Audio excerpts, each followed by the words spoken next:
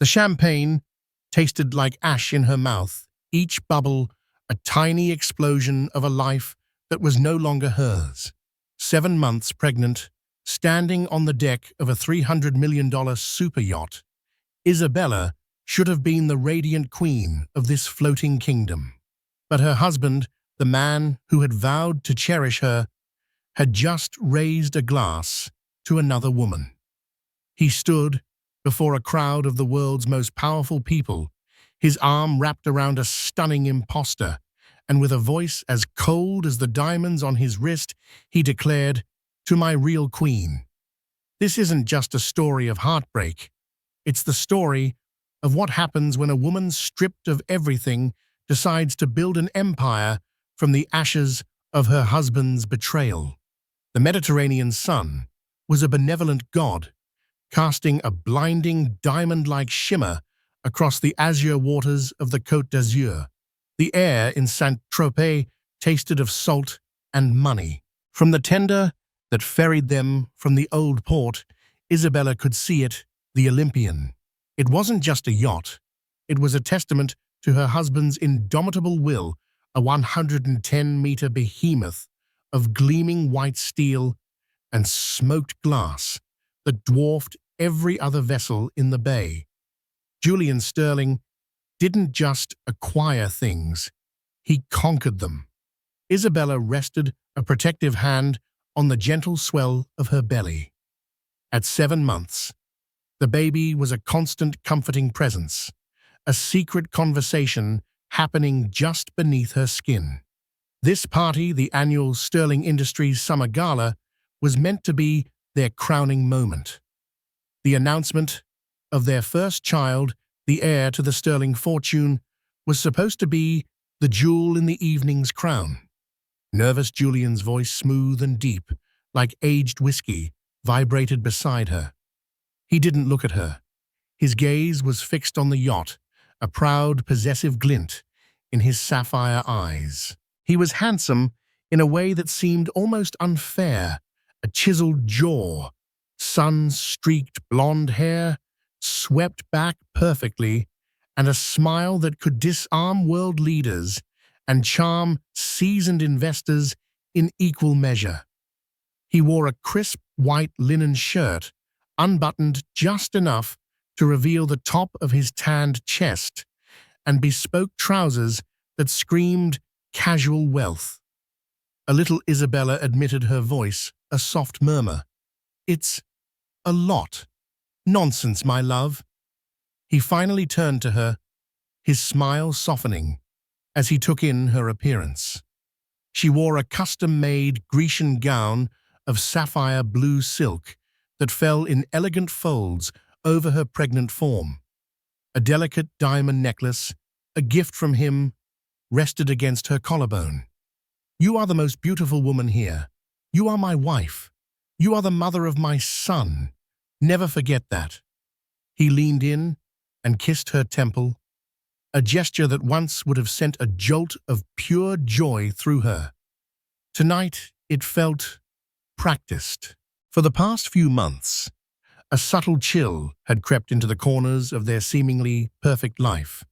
It was in the hushed phone calls he'd take on the terrace, the late-night board meetings that became more frequent, the way his eyes would sometimes glaze over when she spoke of baby names or nursery decorations. She'd dismissed it as the stress of his latest acquisition, a multi-billion-dollar media conglomerate. He was always conquering. As they stepped aboard the Olympian, the world transformed into a symphony of opulence. A string quartet played softly near the bow.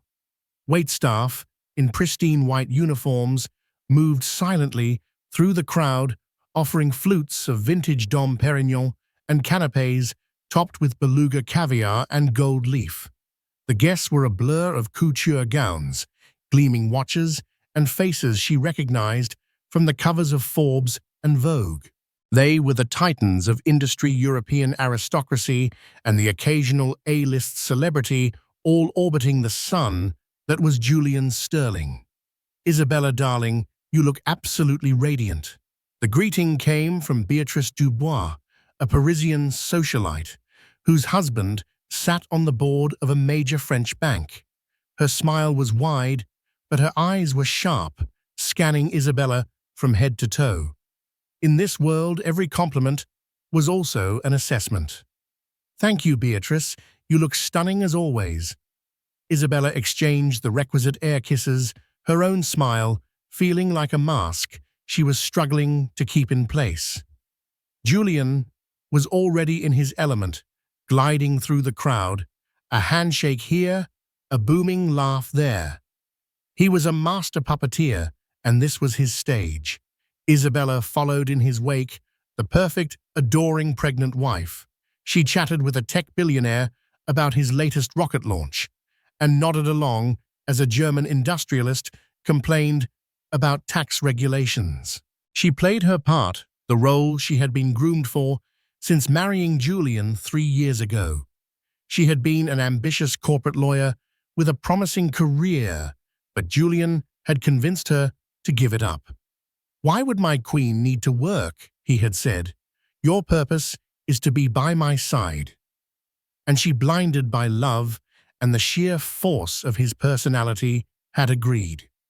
An hour into the party, a strange restlessness began to take hold. Julian, who usually kept her anchored to his side at these events, had disappeared towards the yacht's upper deck with a group of his closest advisors. The smiles of the other guests seemed to stretch a little too thin. The whispers behind cupped hands seemed to follow her as she moved to get a glass of sparkling water. She could feel a shift in the atmosphere, a low thrum of anticipation that had nothing to do with her or the baby. Her hand went to her belly again, a primal protective instinct. The baby kicked a strong, reassuring thump. "It's just you and me, little one," she thought, a sudden inexplicable wave of loneliness washing over her amidst the throng of people. She found a quiet spot near the stern away from the main crush, looking back at the glittering lights of Saint-Tropez. The sea breeze felt cool against her flushed cheeks. Where was Julian? He had promised they would make the announcement together at 10 p.m. It was already 9:45.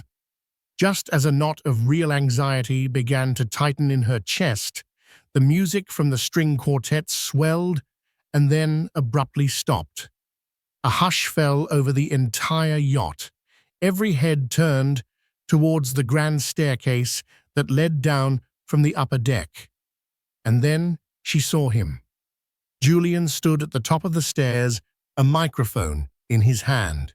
He looked impossibly grand, bathed in the soft glow of the deck lights. But he was not alone.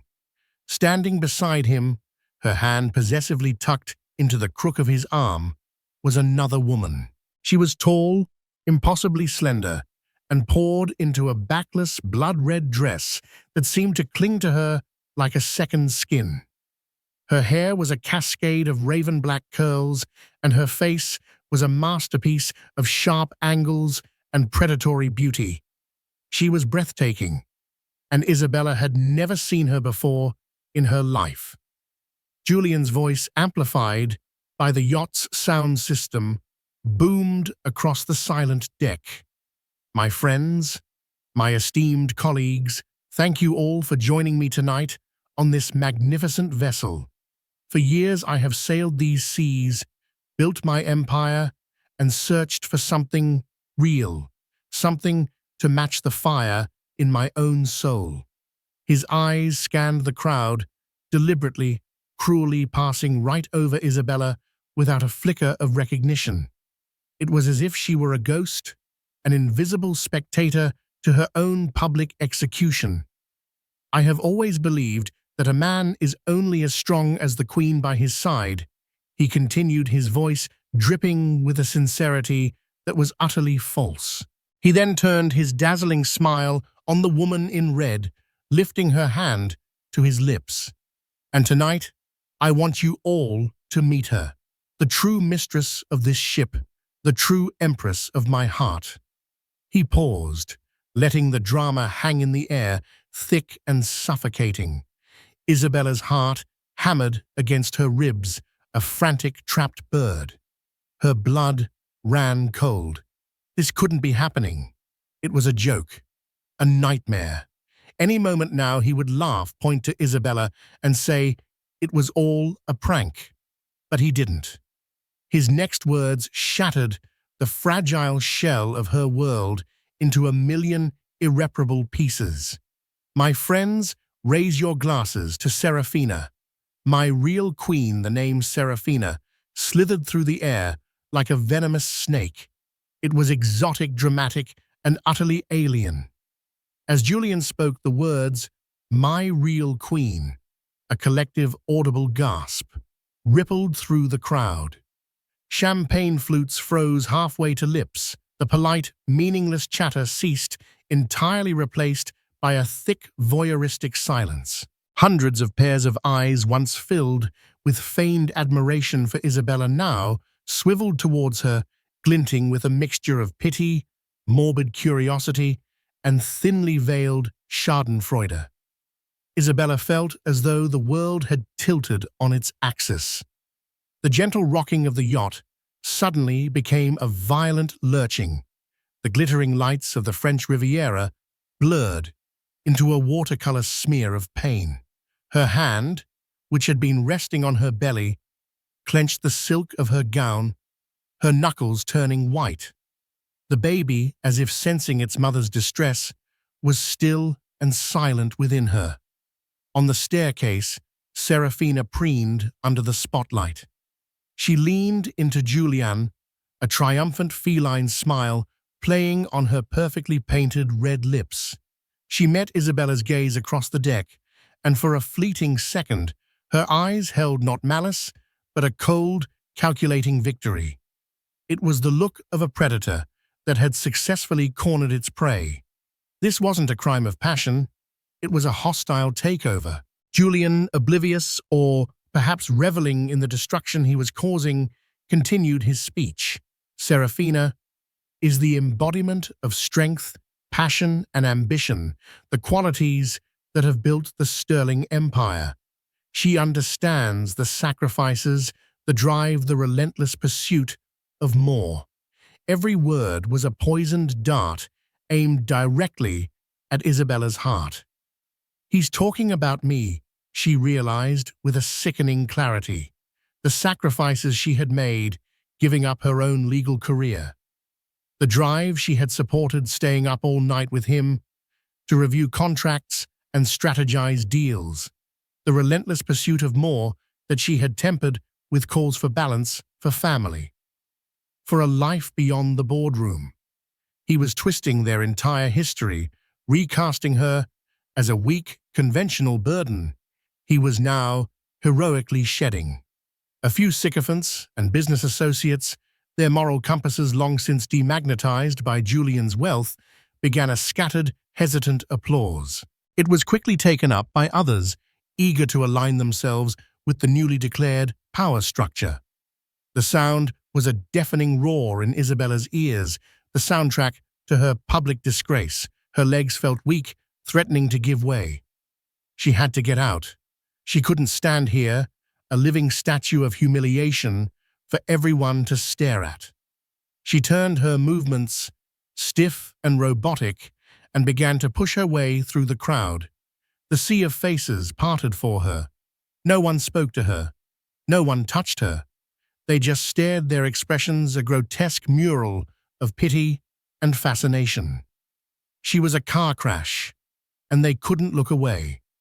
She could hear Julian's voice again, closer now. He and Serafina were descending the stairs, holding court. "Thank you, Dmitri. She's remarkable, isn't she?" "Ah, Beatrice, you must meet Serafina. She has the most exquisite taste in art." Isabella's path was blocked by Beatrice Dubois, the socialite who had complimented her just an hour before. The woman's face was a mask of horrified sympathy. "My dear," she whispered, reaching out a hand, but stopping short of actually touching her. I had no idea." The words were useless, empty platitudes that offered no comfort, only confirmation of the nightmare. Isabella simply shook her head, unable to form words, and pushed past her. She had one destination in mind, the tender, the small boat that could take her away from this floating hell. Her mind was a maelstrom of confusion and agony. How could this be happening? The man who had wept while proposing to her, who had held her hand during the first ultrasound, who had whispered promises of forever into her hair just this morning. How could he be the same man who had just publicly disemboweled her? As she neared the gangway where the tenders were docked, a firm hand gripped her arm. She flinched, spinning around to see Julian's head of security, a large, stoic man named Marcus. His face, usually impassive, held a flicker of something that looked like regret. "Mrs. Sterling," he said, his voice low and professional. "Mr. Sterling requested that you be escorted to your suite to rest." "Let go of me," Isabella said, her voice dangerously quiet. "Ma'am, my orders are, I am not a prisoner on this yacht." She spat, finding a sliver of strength in her rage. "I am leaving. Get out of my way." The commotion had drawn attention. A few guests were looking over. Marcus, ever the professional, did not want a scene.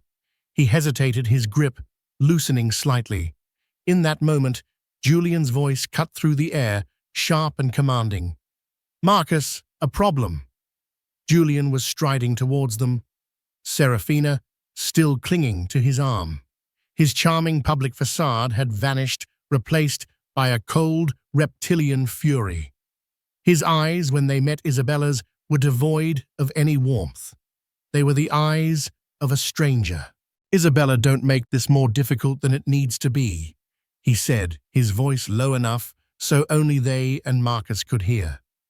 "You're overwrought. The pregnancy is making you emotional. Go to the suite. We will discuss this later." The condescension, the gaslighting was so profound, it momentarily took her breath away. "Discuss this." She finally managed to choke out, a hysterical laugh bubbling in her throat. "You just introduced your whore as your queen in front of everyone we know, and you want to discuss this later?" Serafina stiffened at the word whore, her beautiful face hardening. "You should watch your tone," she purred, her voice a low, threatening growl. "You're no longer in a position to make demands." "And what position is that?" Isabella shot back, her gaze locking with this woman who had stolen her life. "The pregnant wife, the one who is carrying his child, or does that not factor into your little corporate merger?" Julian's face darkened with rage. He took a step forward, his presence menacing. "That's enough," he hissed. "You are embarrassing yourself." "I'm embarrassing myself." Isabella's voice rose, cracking with disbelief and pain. "You stand on a staircase and detonate our marriage, our family, and I'm the one who's embarrassing. Who are you?" The final question hung in the air between them, raw and desperate. He looked at her tear-streaked face, her trembling body, her swollen belly, and it was as if he were looking at a complete stranger who was inconveniencing him. "You know who I am," he said, his voice dropping to an icy whisper. "I am Julian Sterling, and I do what I want. Now go to the suite, or Marcus will take you there." It was not a request. It was a threat. The fight drained out of her, replaced by a bone-deep, chilling despair. She looked at the faces around them, Marcus's professional stoicism, Serafina's smug triumph, and Julian's cold, dismissive contempt. There was no help for her here. She was utterly, completely alone. Without another word, she turned her back on them. She didn't go towards the suite. With a dignity she didn't know she possessed, she walked straight towards the gangway. "Marcus!" Julian snapped, but Marcus didn't move. Perhaps it was the sight of the pregnant woman walking away with her world in tatters, or perhaps it was a rare flicker of human decency. He simply stood still. Isabella didn't look back. She walked down the gangway, and onto the waiting tender, her bare feet silent on the teak deck. The boat operator, a young Frenchman, looked at her with wide, compassionate eyes, averting his gaze as if her pain were too bright to look at directly. "S'il vous plaît," she whispered, her voice breaking. "Take me to shore." He nodded, untying the ropes with practiced efficiency. As the tender's engine hummed to life and pulled away from the Olympian, Isabella finally allowed herself to look back. She saw Julian and Serafina standing at the railing, bathed in light, the king and his new queen already turning back to their adoring subjects. The laughter and music began to swell again, filling the void her departure had left. The yacht, her husband's monument to himself, looked like a monstrous, glittering beast on the dark water. And as the shore of Saint-Tropez grew closer, and the warm tears finally began to stream down her face, Isabella knew one thing for certain: the gilded cage had shattered, and she had just been thrown to the wolves. But even in her deepest despair, a tiny, cold spark of something other than pain began to ignite. It was fury, and it was the beginning of a war. The suite at the Hôtel de Paris Monte Carlo was a cavern of opulent silence. Isabella had fled St. Tropez, taking a taxi that wound its way along the dramatic coastal roads of the French Riviera, each glittering seaside town. A painful reminder of the life she had just lost. She had checked into the hotel under her maiden name, a name she hadn't used in 3 years, Isabella Rossi. The act itself felt both like a betrayal and a reclamation. For 48 hours, she existed in a fugue state. She didn't answer the dozens of calls from Julian or the texts that ranged from feigned concern, "Are you safe? I'm worried," to outright threats, "You are making a scene. We need to handle this privately." She ignored the calls from so-called friends, knowing their sympathy would be laced with a morbid desire for gossip. She barely ate. She sat on the balcony of her suite, wrapped in a hotel robe, staring out at the iconic Casino de Monte Carlo and the harbor filled with other people's perfect lives. The pain was a physical entity, a crushing weight on her chest that made it hard to breathe. It was the humiliation, the sheer theatrical cruelty of it. He hadn't just left her, he had annihilated her identity in a public spectacle. He had taken their shared life and presented it as a lie with her, as the foolish leading lady. Her mind replayed the scene on a torturous loop: Julian's booming voice, Serafina's triumphant smirk, the sea of staring faces. She felt the shame wash over her again and again, hot and acidic. How could she have been so blind? The late nights, the secret calls, his emotional distance. The clues had all been there, hiding in plain sight. She had chosen not to see them, cocooned in the comforting belief that their love, their family, was inviolable. On the third morning, something shifted. The waves of grief began to recede, leaving behind the hard, jagged rocks of anger. She was looking at her reflection in the darkened television screen, a pale, hollowed-out woman with haunted eyes, and the sight disgusted her. This weeping, broken creature was not Isabella Rossi. Isabella Rossi had been at the top of her class at Yale Law. She had been a tenacious, brilliant associate at a top New York firm, known for her sharp mind and her refusal to be intimidated. Where had that woman gone? Julian had chiseled her away, piece by piece, replacing her ambition with her identity, with the title of Mrs. Sterling. And now he had taken that away too. A new thought, cold and clear, cut through the fog of her sorrow. He would not get away with this. This wasn't just about a broken heart. This was about survival. her survival and the survival of the child she was carrying. She knew Julian. His cruelty wasn't random, it was strategic. This public humiliation was a power play designed to leave her so shattered she would accept whatever crumbs he decided to throw her way in a divorce settlement. He wanted to control the narrative, to paint her as an unstable, emotional woman, while he rode off into the sunset with his new queen. He had underestimated her. He had forgotten who she was before he remade her in his image. Fueled by this nascent rage, she finally opened her laptop. Her fingers, at first clumsy, began to fly across the keyboard. She wasn't looking for news articles about the party, though she knew they would be there thinly veiled in society columns. She was looking for something else. A memory was nagging at her, a loose thread from a long time ago. About a year and a half ago, Julian had been in a panic. He was trying to acquire a struggling but innovative tech firm in Monaco, and the deal was incredibly complex, involving a web of offshore shell corporations. His own legal team was being overly cautious, and he was frustrated. One night, fueled by coffee and desperation, he had brought the files home. "You have a better mind for this than any of them," he'd said, his voice full of an admiration she now realized was purely utilitarian. "Find me a loophole, Izzy. Find me a way through." For a week, she had been his partner again. She'd pored over intricate financial statements, shareholder agreements, and incorporation documents from jurisdictions she barely recognized. She had loved it, the intellectual challenge, the feeling of being his equal. And she had found it.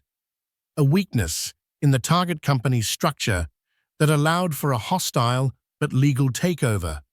But in the process, she had also seen the inner workings of his own financial empire. To facilitate the deal, he had to move massive amounts of capital quickly. He'd been sloppy arrogant. He'd used a particular entity, a holding company registered in the Cayman Islands called Monaco Ventures Limited, as a personal slush fund. She remembered questioning him about it. "Isn't this risky?" she had asked, pointing to a wire transfer from the corporate account to a London jeweler. Commingling corporate and personal funds, this blatantly, it could open you up to liability. Someone could argue to pierce the corporate veil. He had laughed, a dismissive, patronizing sound.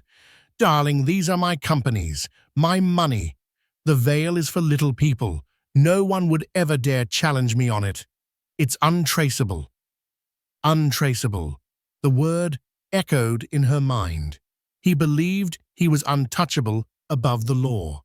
His arrogance was his greatest weakness. Her heart began to beat faster, not with anxiety, but with purpose. This was it. This was the seed.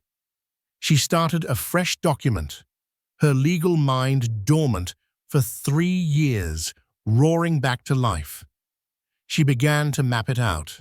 The corporate structure of Sterling Industries, the key holding companies, the executive board he had stacked with yes men. And at the center of it all, she drew a box and labeled it Monaco Ventures Limited. She knew a divorce in a standard court would be a bloodbath. His lawyers would paint her as a gold digger, use her current emotional distress to question her fitness as a mother, and tie her up in litigation for years, bleeding her dry. He would hide his true wealth behind impenetrable layers of corporate ownership. A prenuptial agreement, which she had signed in a haze of love and trust, would leave her with a generous but ultimately insulting severance package, a pittance compared to his billions. But this was different. If she could prove that he treated his corporations not as separate legal entities, but as his own personal piggy bank, if she could prove gross misconduct and fraud, a court could be persuaded to pierce the corporate veil. It was a legal doctrine that was notoriously difficult to invoke, a legal Hail Mary. But if it worked, It would mean that the limited liability protection of his companies would vanish. His entire personal fortune, the yacht, the jets, the penthouse in New York, the mansion in the Hamptons, would be on the table. Every asset he owned would be exposed. It was a long shot, a gamble of epic proportions. She would need more than just a memory. She would need proof, hard, irrefutable evidence, bank statements, wire transfers, receipts, things that were almost certainly locked down tight. But she had something Julian's army of lawyers didn't. She had the memory of a wife who had been trusted, however briefly, with the keys to the kingdom.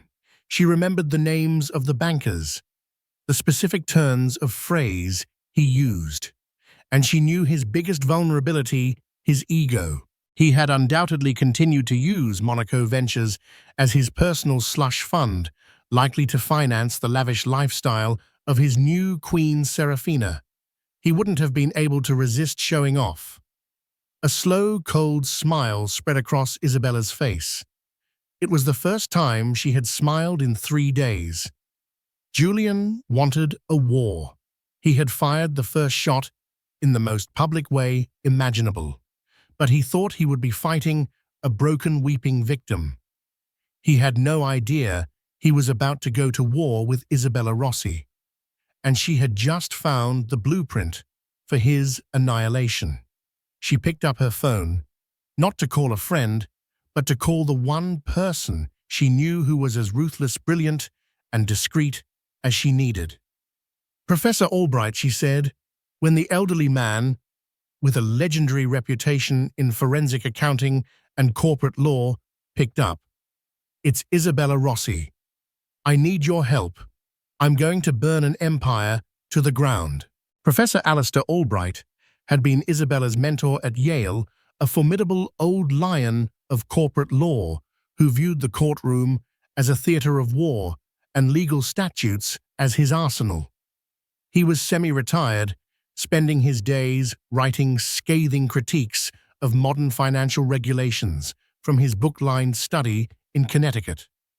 When Isabella called, he listened to her entire story without interruption, the silence on his end of the line, a sign of deep concentration, not disinterest. When she finished, his voice was dry as parchment. Julian Sterling. I remember his type. Men who believe they are modern-day gods, forgetting that even gods can be toppled by hubris. So you want to pierce the corporate veil. A beautiful, audacious, and nearly impossible strategy. I love it. Can it be done? Alistair, Isabella asked, her voice tight with a mixture of hope and fear. The law, my dear Isabella, is not a rigid structure. It is a tapestry. If you pull on the right thread, the entire thing can unravel. Mr. Sterling's mistake was showing you the thread. Our job is to pull it. That conversation was the beginning of Isabella's transformation. The grief didn't vanish, but it was transmuted, forged into a cold, hard resolve. The hotel suite in Monaco ceased to be a refuge and became a war room. Under Albright's long-distance guidance, Isabella began the painstaking work of building her case. Her first move was strategic, a feint designed to lull Julian into a false sense of security.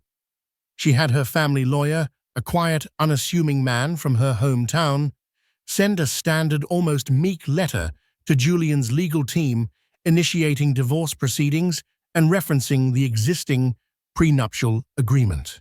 It was the move of a defeated woman, exactly what he would expect. Julian's lead counsel, a shark named Harrison Croft, responded with patronizing swiftness, agreeing to the terms of the prenup and adding a clause that required a strict, non-disclosure agreement about all aspects of their marriage.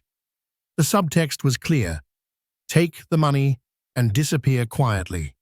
Julian himself even sent a text: I'm glad you're being sensible, Isabella.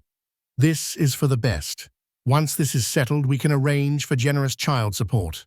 I will always take care of my own. My own. The possessiveness, the arrogance of it stoked the fire in her belly. She replied with a simple, "I agree. Let's be civil." He had no idea that while his lawyers were drafting settlement papers, Isabella was engaged in a very different kind of work. Guided by Albright, she began to assemble a mosaic of Julian's financial life.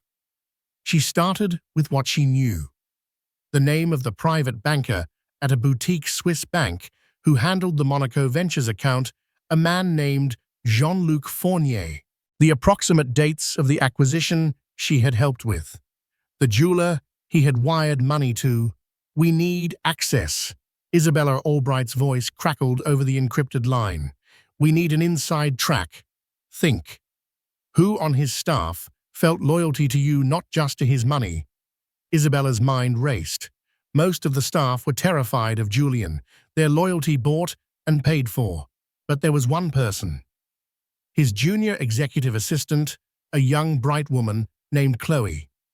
Julian had hired her straight out of college, and he often treated her with casual cruelty, belittling her in meetings and overloading her with menial tasks. Isabella had always made a point to be kind to Chloe, asking about her family, remembering her birthday, offering a word of encouragement. On several occasions, she had seen the young woman crying in the restroom after a tirade from Julian. It was a long shot, but it was the only one she had. She found Chloe on social media and sent a carefully worded message asking to meet for a coffee, framing it as a simple goodbye. They met in a quiet cafe in Nice, far from Julian's usual haunts. Chloe was nervous, her eyes darting around as if expecting Julian to burst through the door.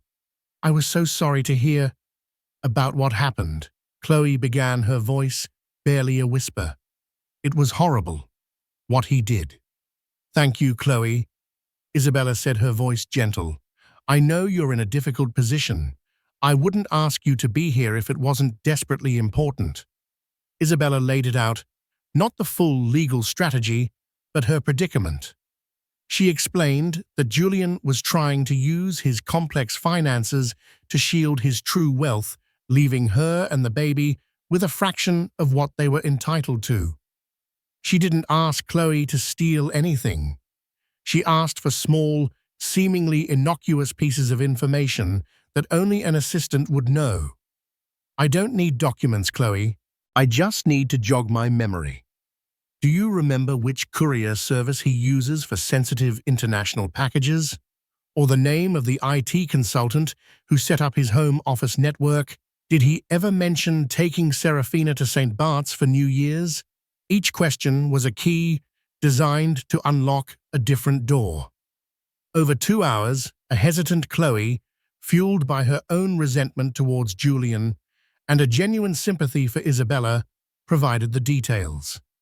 The courier service, the IT guy's name, the fact that the St. Bart's trip, including the charter of a private jet and the rental of a $100,000 a week villa, had been paid for not with a personal credit card, but through an invoice submitted to Monaco Ventures Limited for market research. It was the smoking gun. Armed with this new information, Albright brought in a discreet world-class cybersecurity expert, a ghost who operated in the gray areas of digital forensics.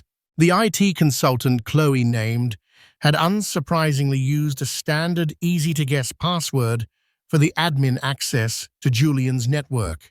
Within a day, the expert had slipped past the firewall. He didn't download gigabytes of data.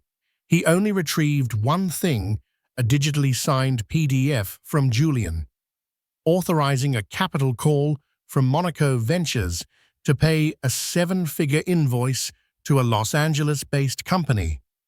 Isabella, using her knowledge of the luxury world, investigated the company. It wasn't a PR firm or a business consultancy. It was a front for a bespoke jeweler known for sourcing rare conflict-free colored diamonds. She then found Serafina's Instagram profile, which she had made public the day after the yacht party. There in a photo posted 2 months ago was Serafina wearing a massive canary yellow diamond ring. The caption read, "Feeling like the luckiest girl in the world. He knows how to treat his queen." The pieces were slotting together perfectly, the ring, the saint, Bart's villa, the private jets, all paid for by a corporate entity, not by Julian personally. This wasn't just commingling funds. This was systematic fraud, using the company to finance his affair, and lavish gifts on his mistress, likely writing them off as business expenses. The final piece of the puzzle was the most audacious. Albright hired a team of private investigators in the Cayman Islands. They weren't looking for bank records, which were protected by stringent privacy laws. They were looking for something much more mundane: corporate meeting minutes. By law, every company, even a shell company, is required to hold annual board meetings and keep records. Julian, in his arrogance, had listed himself and his two most trusted and sycophantic VPs as the board members of Monaco Ventures. The investigators, through methods Isabella chose not to question, discovered that in the past 5 years, no board meetings had ever been held. Not one. The legal fiction of the corporation as a separate entity was a complete sham. It didn't act like a company. It acted like Julian Sterling's wallet. After a month of relentless clandestine work, Isabella sat in her hotel suite, the evidence laid out before her on the screen of an encrypted laptop provided by Albright. It was a fortress. Digital records of wire transfers, invoices for personal luxuries billed as corporate expenses, photographic evidence of Serafina enjoying the fruits of that spending, and legal proof that the company itself was a corporate ghost failing to adhere to the most basic governance requirements. She had done it. She had forged the weapon. Professor Albright's face on the video call was grimly satisfied. He built an empire of glass, Isabella, and you have just found the hammer. The question now is, when and where do you choose to strike, Isabella? Looked out at the lights of Monaco. The humiliation on the yacht felt like a lifetime ago. The woman who had fled in tears was gone. In her place was a strategist, a fighter, a queen in her own right, preparing to checkmate a king who didn't even know he was playing the same game. "Oh, I have an idea about that," she said, a chillingly calm smile touching her lips. "He loves a public spectacle. I think it's only fitting that he gets another one." 2 months passed. To the outside world, Isabella Rossi had vanished. The society pages had their fleeting moment of drama, then moved on. The narrative Julian had so carefully crafted had taken hold, the tragic but necessary end of a youthful marriage, the volatile, emotional wife retreating from the public eye, and the powerful tycoon moving on with a more suitable partner. Julian and Serafina were now the city's ultimate power couple, photographed at every gala, their romance chronicled in breathless detail. Julian, feeling secure, finalized his acquisition of the media conglomerate, a move that made him more powerful than ever. He and his lawyers, satisfied with Isabella's meek compliance, had drawn up the divorce papers. The signing was scheduled to take place privately in a month's time. He believed he had won. He believed Isabella was broken. He was wrong. Isabella was transforming. Her base of operations had shifted from the lonely hotel suite in Monaco to a discreetly rented villa in Lake Como, a place of serene beauty that belied the fury of her preparations. The pregnancy had progressed, and her belly was now a proud, full sphere. The baby's movements were a constant reminder of what she was fighting for. This was not about revenge, she told herself, though the thought of Julian's downfall brought a grim satisfaction. This was about justice. It was about ensuring her child would be born into security, not beholden to the whims of a capricious and cruel father. Professor Albright had assembled a legal dream team, working entirely in the shadows. They had drafted a complaint so explosive, so meticulously documented, that it would not just pierce the corporate veil, but shatter it into dust. They had prepared injunctions to freeze Julian's personal and corporate assets, ready to be filed at a moment's notice. But filing a lawsuit was quiet. It was papers and courtrooms. Isabella wanted something more. Julian had used a public stage to humiliate her. She would use a public stage to decimate him. The opportunity presented itself in the form of a thick, cream-colored envelope. It was an invitation to the annual Serenity Gala, the city's most prestigious charity event benefiting the Children's Hospital. For years, Sterling Industries had been the lead sponsor. This year the gala was being chaired by none other than Julian Sterling and his new partner, Serafina. It was to be their official coronation into the city's philanthropic elite. "It's perfect," Isabella said to Albright over their now daily video conference. "It's his stage, his audience, his crowning achievement." "It's incredibly risky, Isabella," Albright cautioned, his brow furrowed. "Confronting him in person in public before we file, it gives him time to react, to hide assets, to countersue. His biggest asset is his reputation." Isabella countered, her voice firm. "His power is built on the myth that he is invincible. I'm not going there to have a shouting match. I'm going there to dismantle that myth brick by brick in front of the very people whose opinions he values most. By the time I'm done, freezing his assets will be a formality." The night of the gala arrived, cloaked in the crisp air of late autumn. The event was held at a grand museum, its neoclassical facade bathed in blue and white lights. A river of black cars flowed towards the entrance, depositing the city's wealthiest and most influential onto a plush red carpet. Julian and Serafina stood just inside the grand hall, greeting their guests. He looked imperious in a custom Tom Ford tuxedo.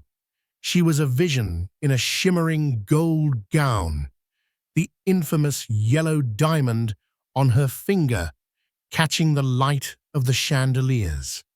They were the picture of untouchable power and glamour. Isabella arrived not with a bang, but with a whisper. She stepped out of a simple black car, declining the red carpet, and using a side entrance she had arranged to be opened. She wore no glittering jewels, no couture gown. Instead, she had chosen a dress of sublime, understated elegance, a long-sleeved, high-necked gown of deep emerald green velvet. The fabric clung to her powerful maternal form, a striking silhouette of life and strength. Her hair was pulled back in a severe, elegant chignon, and her face was adorned with makeup that was subtle yet fierce. She looked not like a victim, but like a warrior queen entering a parley. She didn't immediately seek out Julian. She moved through this cocktail reception with a quiet, deliberate grace. People noticed her. The whispers started instantly. "Is that... I thought she'd left the country. My God, look at her. She's so pregnant." She ignored them, her eyes scanning the room, her mind a chessboard, calculating her next move. She saw Harrison Croft, Julian's lawyer, holding court by the bar. She saw the board members who had rubber-stamped Julian's every decision. She saw the society columnists, their eyes wide with avaricious glee. Her audience was assembled. Finally, she saw him. Julian was laughing, his head thrown back, a glass of champagne in his hand, Serafina gazing at him adoringly. Isabella began to walk towards them. As if sensing a shift in the room's energy, Julian's laughter died. He turned his head, and his eyes met hers across the marble floor. His smile vanished, replaced by a look of sheer, unadulterated shock. He had believed her to be a ghost, and now that ghost was walking toward him, very much alive. Serafina saw the look on his face and turned. Her own expression flickered from triumph to disbelief, then hardened into a mask of pure venom. Isabella stopped a few feet from them. The ambient chatter of the gala seemed to die down in their immediate vicinity, creating a pocket of charged silence. Isabella, Julian said, his voice a low, menacing growl. He recovered quickly, his public smile snapping back into place, though it didn't reach his cold, furious eyes. "What are you doing here? This is a private event." "I was invited," Isabella said calmly, holding up the invitation. "And I believe my donation to the children's hospital is still valid. Or did you cancel that too?" Serafina stepped forward slightly, a protective, possessive gesture. "You're not welcome here. You're making a scene." "Am I?" Isabella's gaze was placid, but her voice was laced with ice. "I haven't even started yet." She turned her full attention to Julian, ignoring Serafina completely. "You look well, Julian. I see the media business agrees with you." And Serafina, but she glanced at the woman dismissively. "That is a stunning ring. A canary yellow, isn't it? At least 10 carats. A truly magnificent gift."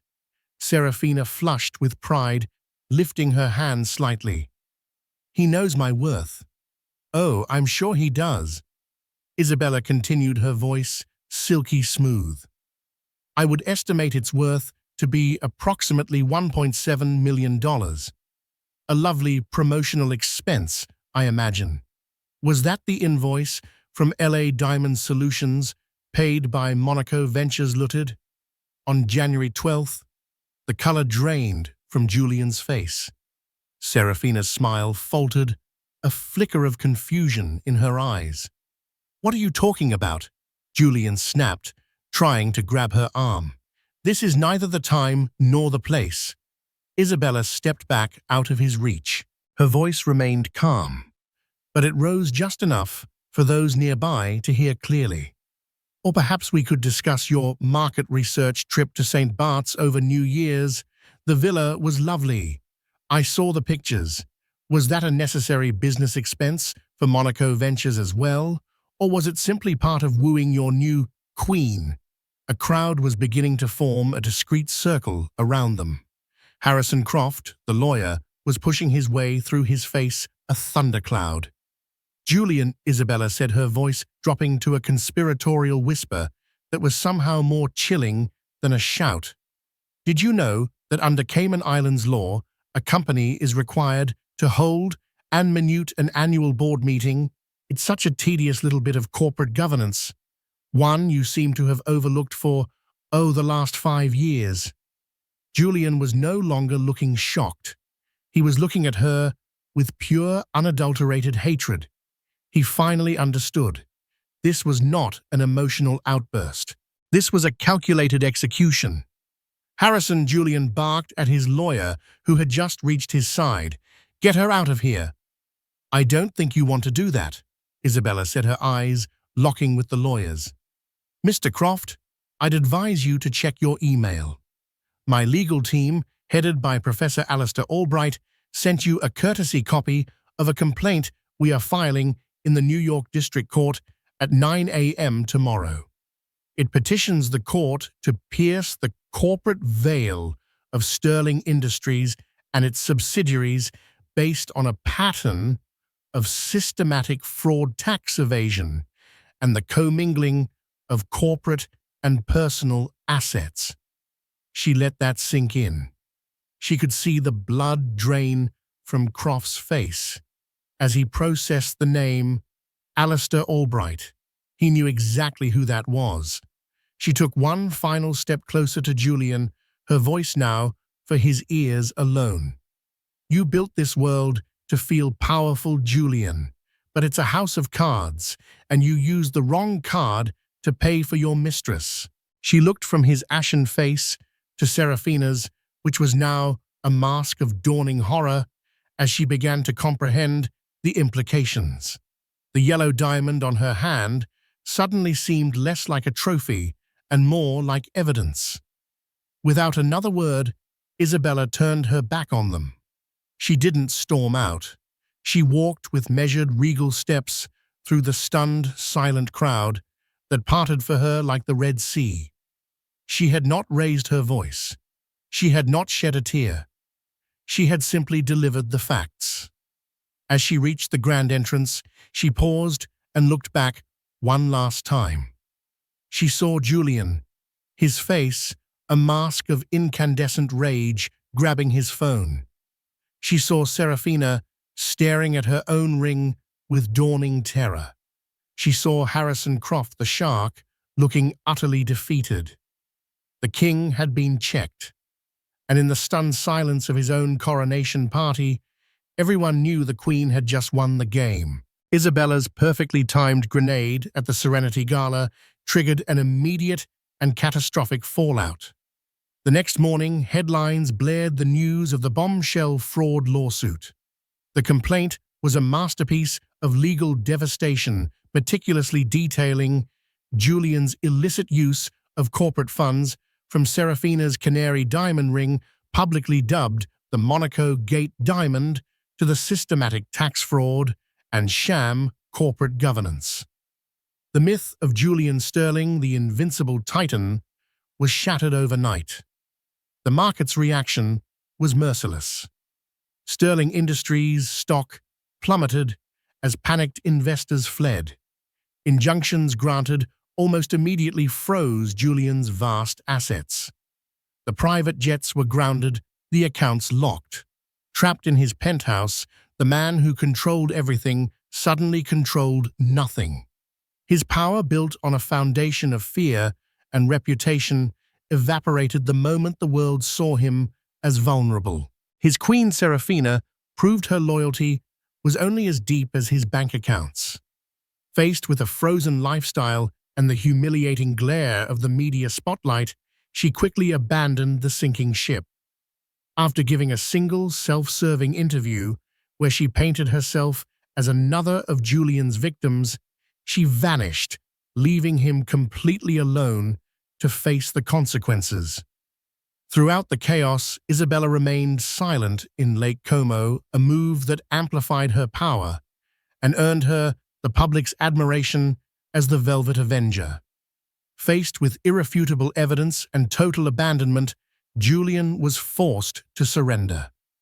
The settlement wasn't a negotiation, it was an unconditional capitulation. Isabella's terms were precise.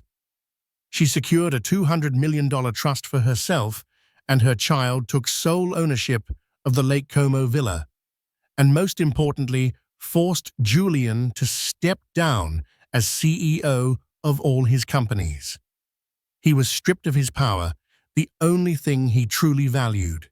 With the deal signed and a gag order silencing him forever, Isabella walked away without a backward glance. The war was over. She had won.